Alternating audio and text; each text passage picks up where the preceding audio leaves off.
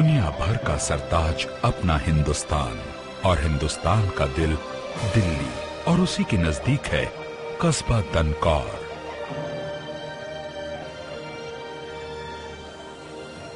दिल्ली के पास ही मौजूद परी चौक से निर्माणाधीन यमुना एक्सप्रेस हाईवे की तरफ जाते ही मिलता है दनकौर। उत्तर प्रदेश के गौतम बुद्ध नगर में मौजूद परी चौक से महज 10 मिनट की दूरी पर बसा कस्बा दनकौर सामाजिक और व्यापारिक रूप से तो अहम है ही, इस कस्बे का ऐतिहासिक और धार्मिक महत्व भी है।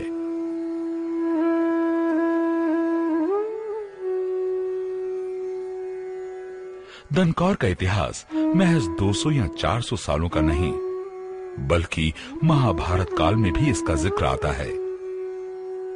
माना जाता है कि दनकौर नाम मूल रूप से द्रोणकौर से निकला है। इस नाम के पीछे है एक मान्यता और लंबा इतिहास। दरअसल महाभारत काल में हस्तिनापुर यानी आज की दिल्ली के पास ये द्रोणकौर आचार्य द्रोण का घर हुआ करता था। कुरुकुल के राजकुमारों यानी पांडवों और कौरवों के गुरु द्रोण से धनुर्विद्या सीखने के लिए एक बार एक वनवासी एकलव्य भी आया, लेकिन आचार्य द्रोण ने उसकी प्रतिभा को पहचानने के बावजूद उसे तीरंदाजी सिखाने से इनकार कर दिया। लेकिन धुन का पक्का एकलव्य मन में कुछ ठान कर ही आया था। उसने गुरु द्रोण की मिट्टी की मूर्ति बनाई और उस मूर्ति के सामने ही धनुर्विद्या का अभ्यास किया। आगे की कहानी एक इतिहास है। मान्यता है कि आज भी एकलव्य के हाथों बनी मूर्ति मौजूद है और उस मूर्ति की पूजा आज भी होती है। गुरु द्रोण की ये मूर्ति जिस जगह पर है वही है कस्बा दनकौर।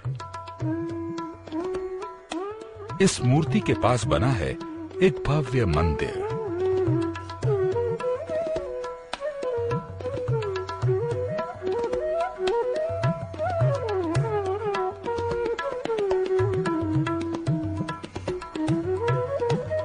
ये कस्बा यूं तो भारत के किसी भी खास कस्बे की ही तरह दिखता है, लेकिन इसकी खासियतों में भी खास है यहाँ के निवासियों की लगन, मेहनत और अपने कस्बे को लेकर उनका प्यार।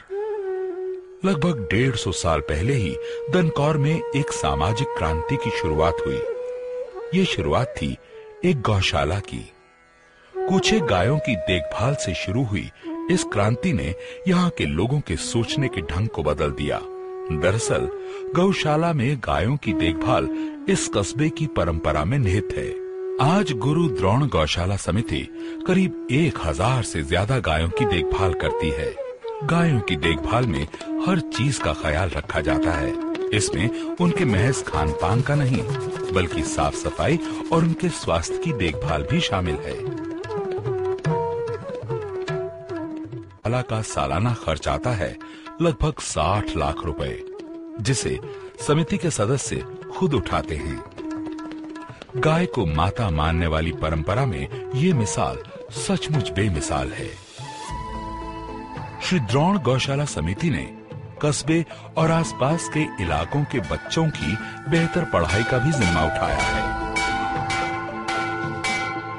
दनकौर में सन 1997 में एक डिग्री कॉलेज की स्थापना की गई, जिसके अर्थशास्त्र और इतिहास जैसे मानविकी विषयों को यूजीसी से मान्यता साल 2005 में मिल गई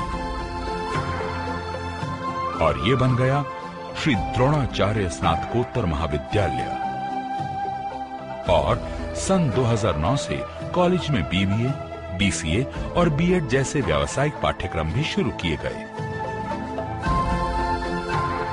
कॉलेज की उम्दा पढ़ाई का राज छिपा है यहाँ प्रबंधन और शिक्षकों के बीच बेहतर तालमेल में।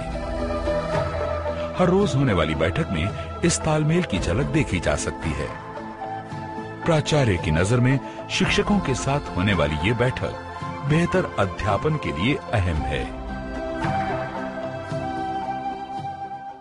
दनकौर में श्री द्रोण गौशाला समिति ने इस बारे में भी एक नई पहल की है। इसी साल जून महीने में समिति ने बाबा सूखामल डालचंद नंबरदार हॉस्पिटल और Ramesh Chandra Vidyawati OPD and diagnostic centre की शुरुआत की है और उसके आसपास 125 से ज्यादा गांवों में कोई उम्दा अस्पताल नहीं होने से यहाँ के लोगों की तकलीफ का कोई अंत नहीं था।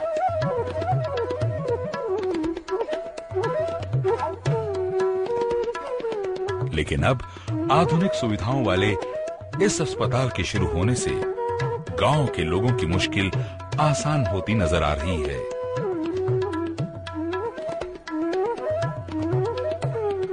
नए खुले अस्पताल में न सिर्फ OPD, operation theatre, gynaecologist, labour room, X-ray और अल्ट्रासाउंड जैसी सुविधाएं हैं, बल्कि इमरजेंसी में जल्द से जल्द इलाज देने की व्यवस्था भी है।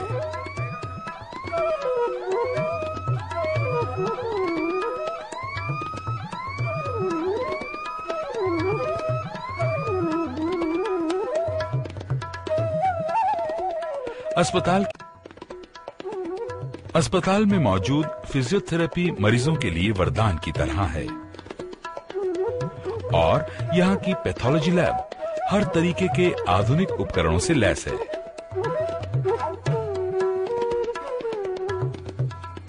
इसके लिए मरीजों से नाममात्र शुल्क लिया जाता है, यानी अस्पताल का सारा खर्च श्री द्रोण गौशाला समिति खुद उठाती है।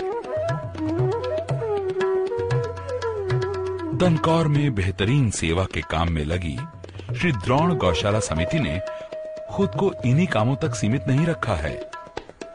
पिछले 86 सालों से यह समिति सामाजिक गतिविधियों को भी बढ़ चढ़कर आयोजित करवाती है। जन्माष्टमी ऐसे ही खास मौकों में शुमार है। इस दौरान श्री द्रोण गौशाला समिति एक मेले का आयोजन करती है। ये मेला 10 दिनों तक चलता है। मेले के दौरान वो सब कुछ होता है जिसकी आप उम्मीद एक मेले में करते हैं, यानी गाजा बाजा, भीड़, खान पान और हाँ, मौत का कुआं भी।